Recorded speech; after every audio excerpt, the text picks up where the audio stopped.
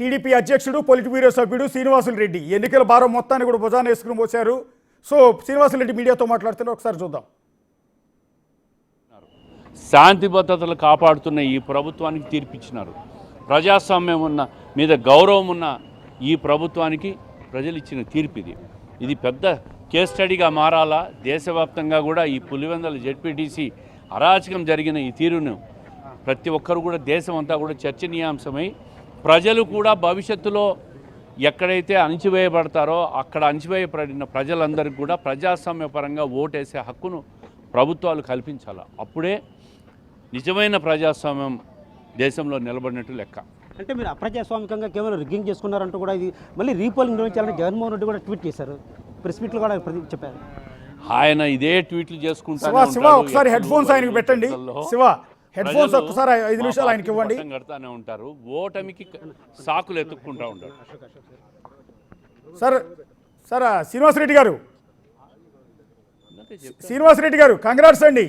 Congrats Srinivasareddy గారు. నేను అశోక్ అండి, బిగ్ టీవీ హైదరాబాద్ స్టూడియో నుంచి. ఇందాక మనం అనుకున్నాం మీరు ఇంకొక అరగంటలో నేను మళ్ళీ మాట్లాడతాను గెలిచిన తర్వాత అన్నారు మీరు, అందుకని మీకు మరోసారి కంగ్రాట్స్ చెప్తూ ఉన్నాం. అవును చెప్పాను నేను. Thank you. ఇదే అద్భుతమైన తీర్పు ఇది. ప్రజలు అణిచివేయబడినప్పుడు, అవకాశం వచ్చినప్పుడు, ఓటు చేతికి వచ్చినప్పుడు ఏ విధంగా తీర్పిస్తారంటే పులివెందుల ఎన్నికే ఒక పెద్ద ఉదాహరణ. అందుకే ప్రజలు మాకు పట్టం కట్టారు.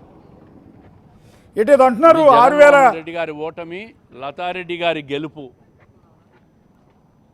సార్ అంటే ఇది నేరుగా జగన్ని ఢీకొన్నట్టేనా? ఆయన ఓడిపోయాడు, లతారెడ్డి గెలిచారు. అంటే వైసీపీకి డిపాజిట్ కూడా రాకపోవటం అనేది దారుణం కదండి అనుకుంటా. కాదు సార్, కనీసం 1100 ఓట్లు వస్తే డిపాజిట్ అన్న వచ్చింది లేదంట. డిపాజిట్ కూడా రాకపోవటం అనేది చాలా ఇబ్బందికరమైన అంశం కదా. రాలేదు వాళ్ళకి. అవును, డిపాజిట్ కూడా రాలేదు అంటున్నా. వచ్చారా సార్ బీటెక్ రవి ఏమన్నా? మీకు ముందే చెప్పాను కదా, గంట ముందే చెప్పాను మీకు. ఎస్ సార్, అవును. ఇది ఒక విధంగా మీ విజయం కూడానేమో. రైట్ అండి, థ్యాంక్. ఇది మీ విజయం, మీరును మాధవరెడ్డి గారి విజయం కూడా కదా ఇది. ఎస్ కష్టపడ్డాం అందరం, సమిష్టి కృషి అందరం కష్టపడ్డాం. జిల్లా పార్టీ అంతా, పార్టీ కూడా అన్ని రకాలుగా నిర్దేశం చేసింది మా నాయకుడు చంద్రబాబు నాయుడు గారు. ప్రచారం ఏ విధంగా చేసుకోవాలా, ప్రజల్లో విశ్వాసం ఏ విధంగా కల్పించాలా, మన ప్రభుత్వం చేసిన ఈ కార్యక్రమాలు బలంగా ప్రజల్లోకి తీసుకుపోండి అని చెప్పి మా నాయకుడు చెప్పిన విధానంలో మేము ప్రచారం చేశాం. అద్భుత విజయం సాధించాం. భవిష్యత్తులో ఈ విజయాన్ని నిలబెట్టుకుంటాం. Congrats sir, once again congrats Srinivasareddy గారు. Right thank you.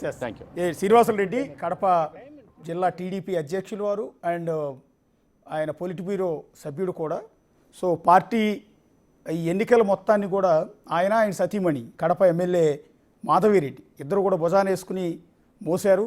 Pulivendula ZPT స్థానాన్ని గెలిపించే బాధ్యత మేము తీసుకుంటామని స్వయంగా చంద్రబాబు నాయుడు ముందు వాళ్ళు ప్రామిస్ చేశారు, అన్నట్టుగానే నిలబెట్టారు. ఇక్కడ వాళ్ళు కొంత అప్రిషియేట్ చేయాల్సి ఉంటుంది. ఎప్పుడు గతంలో తెలుగుదేశం పార్టీ ఏర్పడినప్పటి నుంచి ఇప్పటివరకు రాయలసీమలో ఒకే ఒకసారి బహుశా తిరుపతిలో మహానాడు జరిగినట్టుంది, మిగిలిన ఎక్కడ కూడా మహానాడు కార్యక్రమం జరగలేదు. కానీ ఈసారి పట్టుబట్టి కడప జిల్లాలో, అది కూడా కడప టౌన్లో, కడపకి కమలాపురానికి మధ్యలో మహానాడు ఏర్పాటు చేసి అత్యద్భుతమైన రీతిలో మహానాడుని సక్సెస్ చేశారు శ్రీనివాసులు రెడ్డి, ఆయన భార్య మాధవిరెడ్డి. సో ఆనాడే ఒక విజయ సంకేతాన్ని పార్టీ అధిష్టానానికి ఇచ్చే ప్రయత్నం చేశారు. ఈసారి 7 స్థానాలు గెలిచాము, వచ్చే ఎన్నికల్లో 11 స్థానాలు కూడా పులివెందుల్లో గెలిచి తీరుతామని ఆనాడు శ్రీనివాసులు రెడ్డి ఎమ్మెల్యే మాధవిరెడ్డి ఇద్దరు కూడా చంద్రబాబు నాయుడికి ప్రామిస్ చేశారు. ఇప్పుడు పులివెందుల్లో జరిగిన అత్యంత ప్రతిష్టాత్మకంగా జరిగిన ఈ జడ్పీటీసీ ఎన్నికల భారం మొత్తాన్ని కూడా భార్యాభర్తలు ఇద్దరు భుజాన వేసుకుని మోశారు. బీటెక్ రవి సతీమణిని 6000కు పైగా ఓట్ల మెజార్టీతో వాళ్ళిద్దరూ విజయాన్ని సాధించేలా కష్టపడ్డారు. ఇప్పుడు గెలిచారు, దాన్ని సెలబ్రేట్ చేసుకుంటూ ఉన్నారు. కౌంటింగ్ సెంటర్ దగ్గర అయితే టీడీపీ శ్రేణులు చాలా పెద్ద ఎత్తున చేరుకుంటూ ఉన్నారు. బహుశా పులివెందుల దగ్గర ఉన్న సిచ్యువేషన్ కూడా ఒకసారి చూడాల్సి ఉంటుంది. అక్కడ కూడా మా సిబ్బంది ఉన్నారు. అక్కడ ఆల్రెడీ తెలుగుదేశం పార్టీ కార్యకర్తలు రోడ్డు మీదకి వచ్చి సంబరాలు చేసుకుంటున్నట్టుగా కొంత సమాచారం తెలుస్తుంది. కడపలో కూడా తెలుగుదేశం పార్టీ శ్రేణులు రోడ్ల మీదకి వచ్చి సంబరాలు చేసుకుంటున్నారు. మరికొద్దిసేపట్లో అక్కడ బైక్ ర్యాలీ కూడా ఏర్పాటు